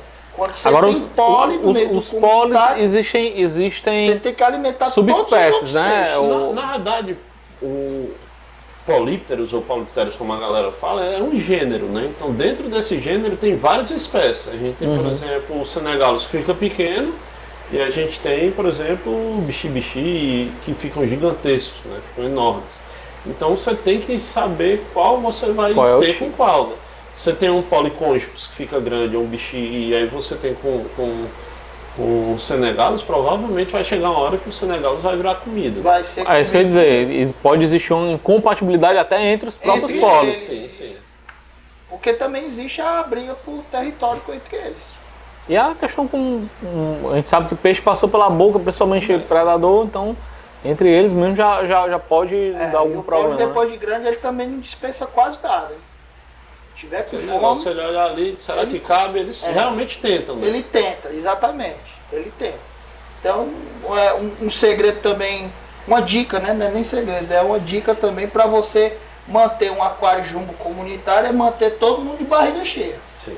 Manter Bem todo alimentado. mundo de barriga cheia, você consegue ter muito mais paz dentro do sistema do que essa questão que muita gente também passa 3, 4 dias sem alimentar os peixes, em virtude também de um sistema de filtragem não tão eficiente. Porque eu vejo gente às vezes falar, não alimento para não gerar uma carga orgânica. Não dá muita carga orgânica. Então, os caras às vezes não têm uma filtragem muito boa, aí deixa os peixes com fome. Os peixes com fome, eles vão atrás de comer.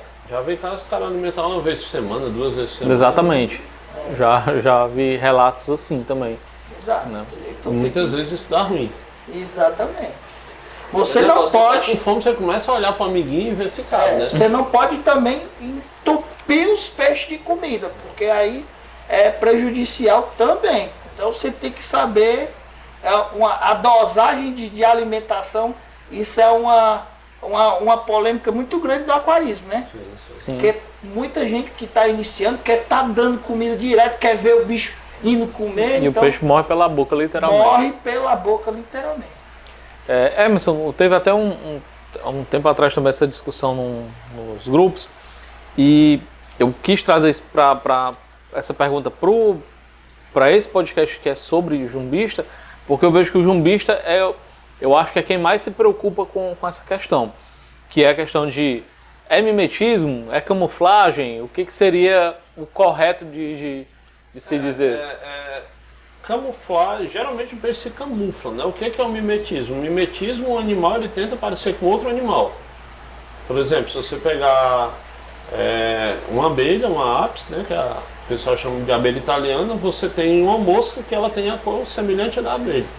Então, um calanguinho, quando ele olha para essa mosca, ele não vai querer predar porque Ele acha que é a abelha. a falsa coral e a coral verdadeira. Então, isso aí é o mimetismo, né? Na camuflagem, o animal tenta parecer com o ambiente. Acontece muito isso aí no caso dos jumbos. Às vezes o cara tem uns pólios bonitos, mas o bicho não fica com a cor legal, porque tem um substrato muito branco, então o bicho tenta ali se camuflar e fica mais claro. Ou um substrato muito preto e o bicho escurece demais, né? Então aí seria o que a gente chama de camuflagem, não é o mimetismo. Mimetismo você parece com outro animal, né? Camuflagem o ambiente.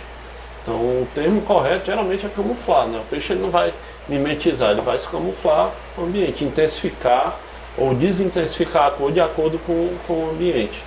Aí, nesse caso, a maioria dos jumbistas que eu conheço, eles gostam mais de usar o terracota, né? Ou a não ser, salvo alguns que geralmente tem só a raia e preferem um substrato, um cascalho mais fino e tal.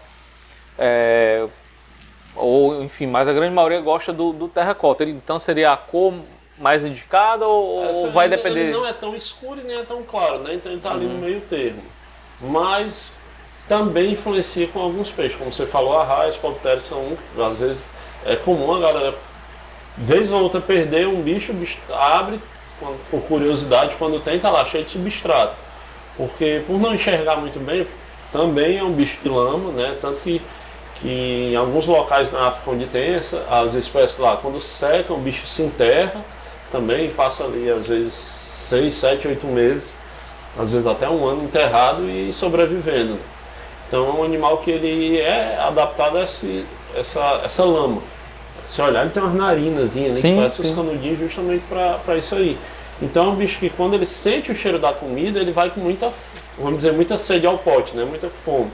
Então ele acaba pegando um grão de ração, um pedaço de camarão e engolindo substrato. E esse substrato às vezes não consegue sair. Ele vai se acumulando no organismo até um dia, de novo aquela história, né? O meu pólipo parou de comer do nada. Não foi do nada, ele está ali obstruído. Ele está com a barriga inchada, o cara perde o animal, muitas vezes não tem o que fazer. Como é que eu vou tirar? Ainda não tem cirurgia para isso. Né?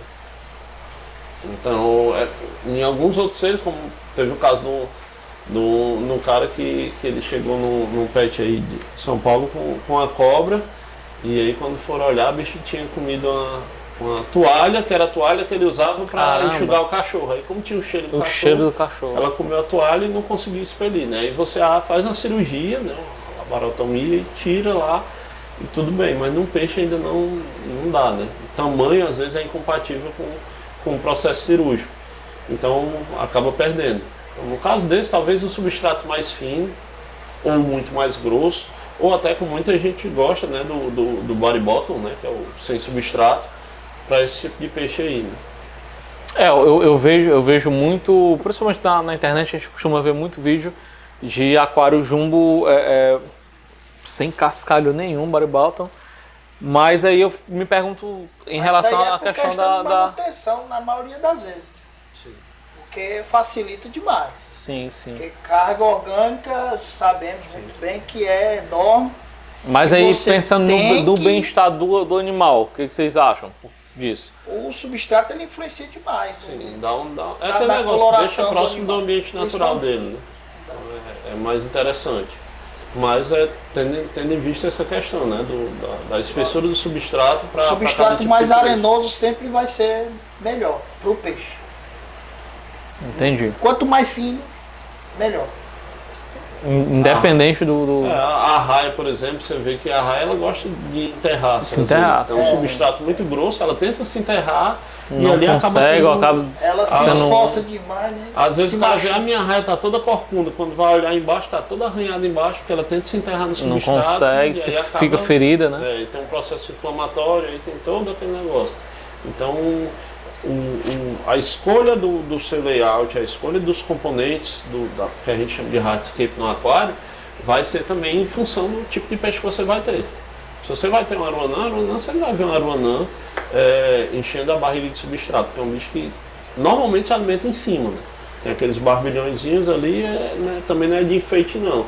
É para justamente quando cair alguma coisa na água, ela sentir a vibração e conseguir ir lá pegar. E é muito engraçado, tem vídeo na internet delas caçando, né, na natureza.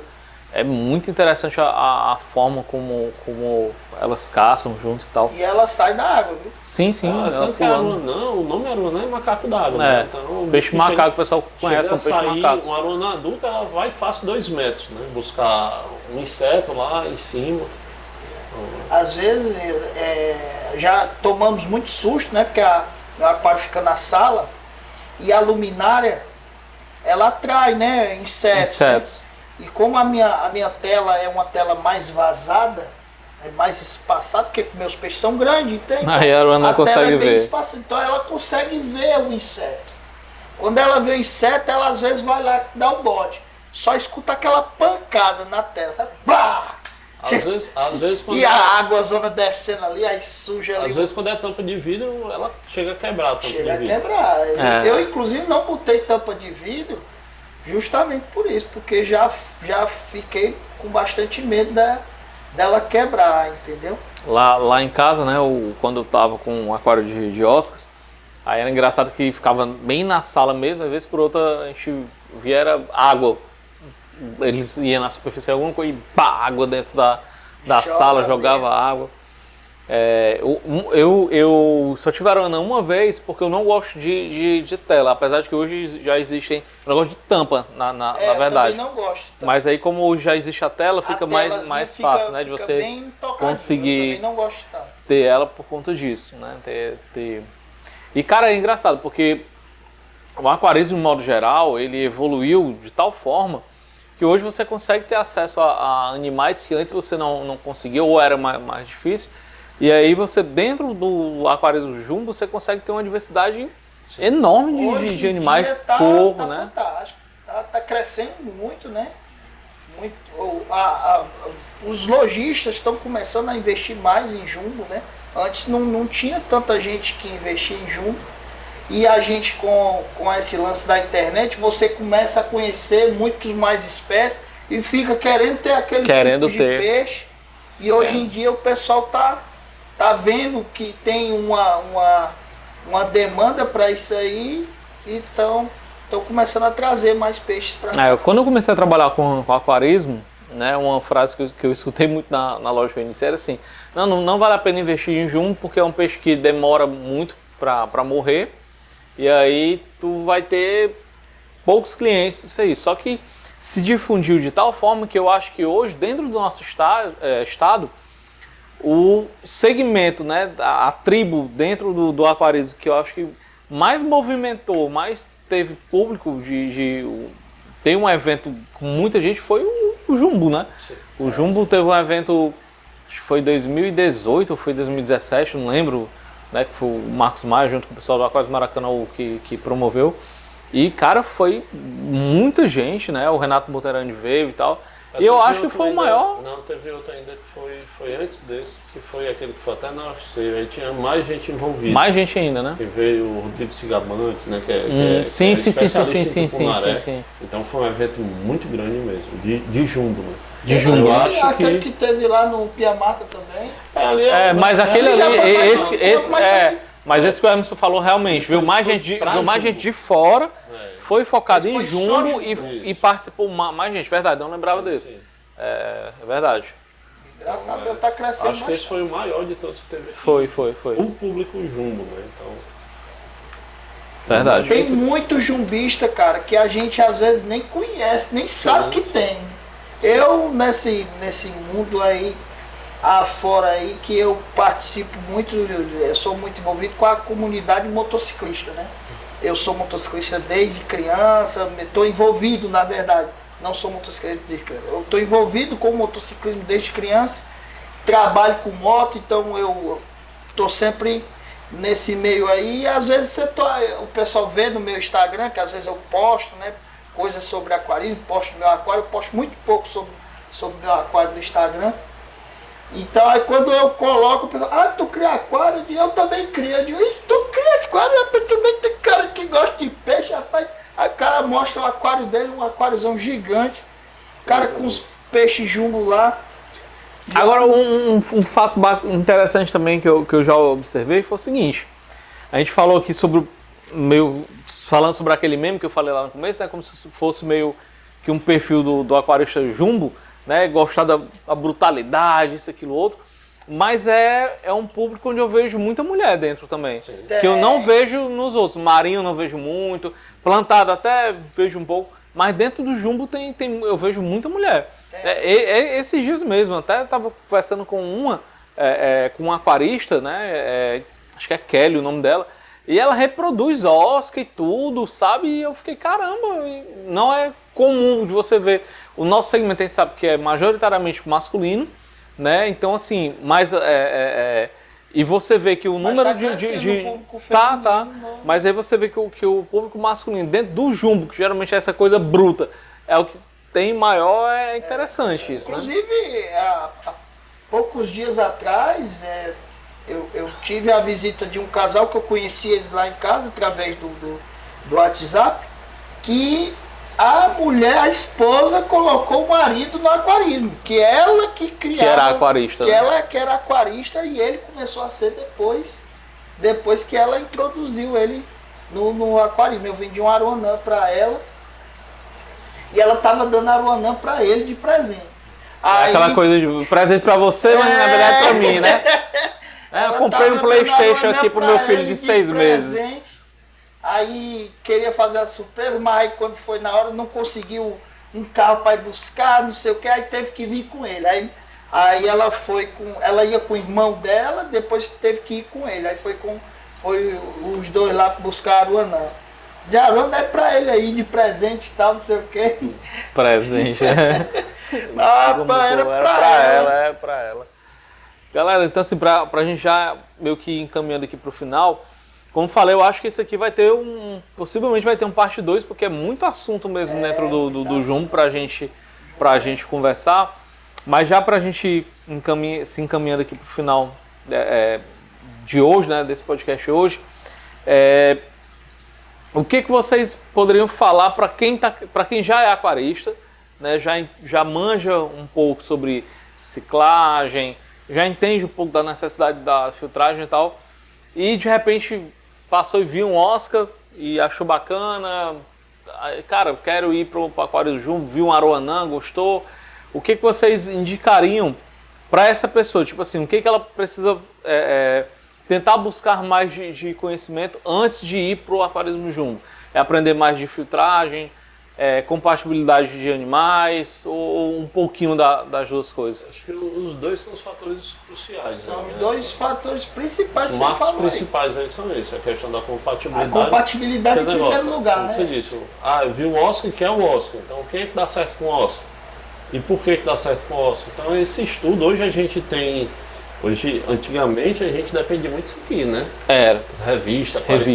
Mas eu aprendi a traduzir inglês básico porque as revistas de fora, então a gente vai começando a estudar e eu ia com um dicionáriozinho de inglês porque eu queria aprender aquilo ali. Então era muito mais difícil. Hoje você tem grupo, você tem sites, você tem comunidades. O YouTube eu acho que é o mecanismo mais fácil. Então você veja o máximo de informação possível, aprenda a filtrar. Tem muita gente também que fala, às vezes, o que não é muito legal no YouTube. Então... eu já ia dizer, filtrar bastante, né? O que está no YouTube, procurar os canais com mais credibilidade, porque tem muita gente também falando coisa que não deve no YouTube. E hoje assim, né, como eu falo, eu acho que, eu não sei se for para colocar numa balança, eu não sei se... Porque dentro do aquarismo tem 3 tribos que são muito fortes, no meu ver. Que é o marinho, o jumbista e o plantado. São as 3 tribos que eu vejo que a galera tem um destaque maior. Né? Cada um dentro do seu quadrado, mas tem um destaque maior. Mas dentro dessas 3, eu acho que o jumbo e o marinho têm crescido muito, né, nesses últimos anos. Antigamente era plantado, era elite, né, digamos assim. E aí o jumbo e o marinho veio crescendo. E ambos já cresceram tanto que você tem conteúdo especializado para quem quer consumir, de marinho ou de jumbo, né? Então é como a Emerson falou, é saber filtrar, né? Procurar, aí entra o que você falou, procurar pessoas que tenham credibilidade, canal sério, né? Canais mais sérios para poder ver as informações, filtrar bastante. E não ter só aquele vídeo que você assistiu como única verdade, né? Você tem que ver em outros lugares, tem mais de 3 pessoas falando mais ou menos naquele rumo ali, aí você começa a acreditar que realmente aquilo ali faz mais sentido. Porque às vezes você vê uma pessoa falando isso, você começa a pesquisar, tem 10 dizendo que o que ele está dizendo está errado. Então, é contra. E tem a questão também da experiência, porque quando a gente... Se você pegar 2 aquários de 2,5 metros e colocar, um exemplo, no aquário A, você coloca lá 6 Oscars, no aquário B você coloca os mesmos 6 Oscars, né? A mesma quantidade de Oscar, do mesmo tipo, a probabilidade ali de ser 2 aquários totalmente diferentes é gigante, porque são sistemas diferentes, é um ecossistema diferente, né? E o animal em si, não adianta achar que todo Oscar vai ser igual, toda Aruanã vai ser igual, porque ele não é. Assim como a gente, os animais têm individualidade. Tem aqueles mais agressivos, tem aquele mais sociável. Eu, por exemplo, há um tempo atrás, eu tinha aquário de papagaio, né? Eu cheguei a ter 36 papagaios no aquário, coisa que é difícil, mas eu fazia uma seleção. Então eu botava um papagaio, quando eu via que ele era mais territorial, que ele era mais agressivo, por mais lindo que ele fosse, eu sabia que não dava para ficar, que eu ia ter problema. Então, assim como o pessoal faz, quem cria pitbull, por exemplo, ele não seleciona só a beleza do animal, posta, musculatura, o temperamento também. Porque como eu falo, além da característica do animal, tem a personalidade do animal, a personalidade individual, né? Individual. Como eu disse, a Aruanã que era territorial, tem outras que é tranquilo. Então, aquelas mais agressivas, você vai meio que descartando do seu plantel, né? Então, muitos reprodutores hoje, eles fazem essa seleção comportamental também. Entendi. Com certeza. Quem está querendo entrar, que já cria, já tem um aquário, já tem uma estrutura montada, é você ver dentro da sua estrutura o que cabe ali depois de adulto. Não adianta ver só o peixe filhote, né? Porque aquário jumbo é diferente de um peixe ornamental, ele cresce com uma velocidade muito maior. Se a pessoa De um tem aquário comunitário. Exato, assim, né? aquário Com king, comunitário, maionésia. com peixes mais comuns, os peixes não crescem. E quando cresce pouco e a velocidade do crescimento é bem menor. O peixe jumbo ele cresce muito rápido, então não adianta achar que aqui dá para me curtir esse Oscar aqui no meu aquário pequenininho aqui um tempo, 6 meses, 1 ano, que depois eu vendo, não adianta isso, porque o peixe cresce rápido, entendeu? Então a primeira situação que a pessoa que já tem um aquário tem que observar é o tamanho do seu aquário, o que cabe ali dentro. A segunda é a compatibilidade, né? Depois que você adequou essas duas coisas, aí parte para investir numa filtragem melhor, porque a carga orgânica vai ser muito maior. Entendi. Mas pode ir para o jumbo, que é um caminho sem volta, viu? O negócio é bruto. Dá para ir tranquilo, né? Dá para ir com suporte, tem grupos, as lojas estão com muito conhecimento também, então ela, como você disse, antigamente não, mas hoje os lojistas estão acordando para esse mercado que é crescente também. Sim. E a gente tem que seguir as tendências, né? Sim. A gente tem que seguir as tendências e realmente o nível de informação hoje é outro, né? Como você falou, a gente lia muita revista, participava de fórum, né? A informação não era tão veloz, não chegava tão rápido como hoje. Você botava uma dúvida ali no fórum, daqui que você filtrasse tudo que fosse dito ali para o que realmente é absorvível, né? Sim. É bem mais complicado. Então, pessoal, a gente vai encerrar aqui o podcast, mas aí desde já eu agradeço muito a presença de vocês. Já quero contar com vocês para o parte 2, para a gente dar continuidade, falar mais sobre isso. As dúvidas geradas nesse, a gente exatamente. Com certeza. Né? E aí, um prazer eu convido estar quem está assistindo, que chegou até aqui, o que você tiver ainda de dúvida, sugestão do que a gente pode falar ainda sobre aquários do jumbo, já deixa aqui nos comentários, né, pra gente já ir bolando a parte 2, né? As perguntas e já ir bolando a parte 2 dessa parte de jumbo, né, da tribo jumbista. E aí, mais uma vez, peço a você que está assistindo a gente aqui, que curta, compartilhe, se inscreva no nosso canal, é rápido, é fácil de fazer, rapidinho você vai conseguir fazer isso daí. E isso vai nos ajudar, né, vai nos incentivar a continuar produzindo conteúdo, né, a estar difundindo realmente o aquarismo, né, no Brasil e no nosso estado, né, que eu falo muito nos podcasts, que uma das coisas que me levou a fazer os podcasts é divulgar que o nosso estado tem pessoas boas, tem aquaristas como vocês, tem o Emerson que é um poço de conhecimento sobre tudo que você pode imaginar sobre aquarismo. Você aprende por osmose com ele. Inteligente aqui. Você aprende por osmose. Né? Então, assim, a gente tem aquarista bom, a gente tem pessoas boas, a gente tem estrutura boa, né? Então, eu peço muito sempre às pessoas darem essa oportunidade, principalmente quem é da nossa terra, né? De valorizar o produto local, as pessoas que a gente tem, as lojas locais, né? Os profissionais locais. Porque tem gente boa, tem aquarista bom, tem profissional bom, e aí peço a você que nos incentive, né? Curta, compartilhe, encaminhe para quem você sabe que tem um aquário, para que ele possa absorver um conteúdo de qualidade, que é o que a gente está se propondo a fazer aqui. Beleza? Então, peço que vocês façam isso, curte aqui, ó, compartilha. Deixar um abraço pro meu amigo Cássio da Usa Aquascape, quem patrocina a gente, tem umas estampas bem bacanas, inclusive já tem de jumbo lá, né? Então, ó, Usa Aquascape. E é isso, pessoal. Agradeço mais uma vez e até o próximo Tribo Podcast. Valeu, pessoal. Valeu.